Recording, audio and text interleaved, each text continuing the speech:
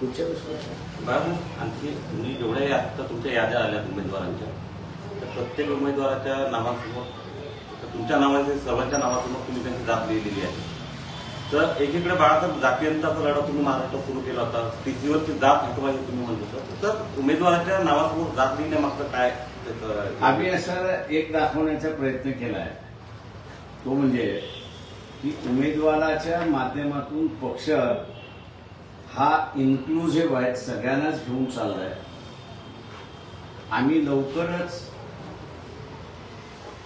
एक आमच्या विरोधात लढणारे जे उमेदवार आहेत त्यांच्या संदर्भातली एक माहिती आम्ही असं जाहीर करणार आहोत.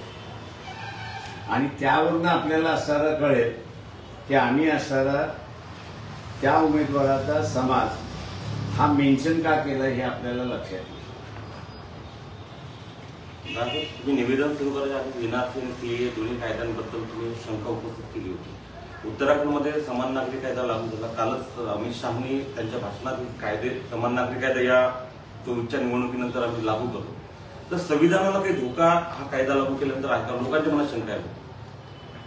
समान नागरिक कायदा हा संविधानाला धोका नाही, पण समान नागरिक कायदा हा आरएसएसला पूर्णपणे धोका आहे असं मी त्या ठिकाणी मानतो. समान नागरिक कायदा जो म्हणेल मला लागू करायचा आहे,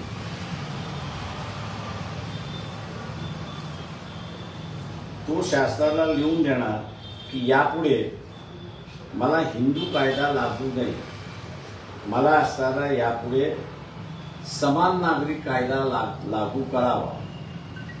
त्याच्यामुळे हा लॉस जो आहे तो आमच्यासारख्या सेक्युलर पक्षांचा लॉस नाही, तर हा लॉस जे धर्मावरती आधारित करणारे पक्ष जे आहेत आणि विशेष करून भारतीय जनता पक्ष, आरएसएस, बजरंग दल यांचा प्रचंड मोठ्या प्रमाणात लॉस आहे असं मी त्या ठिकाणी मानतो. काँग्रेसला विरोध करते सर, काँग्रेस जी आहे का विरोध करते आहे सीए एनआरसी?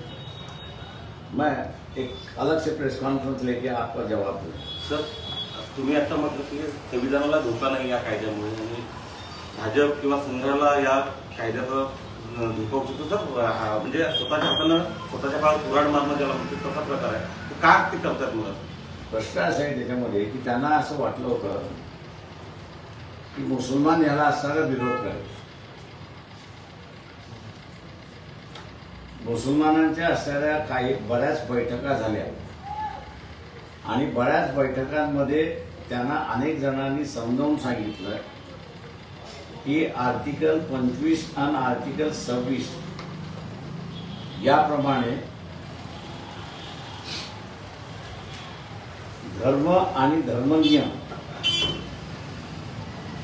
यांना सुरक्षित आहे.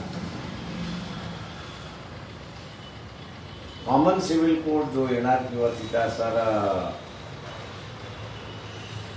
हा पार्लमेंटचा कायदा आहे. तेव्हा ज्यावेळेस पार्लमेंटचा कायदा आणि संविधानिक तरतुदी या ज्यावेळेस टक्कर देतात अशी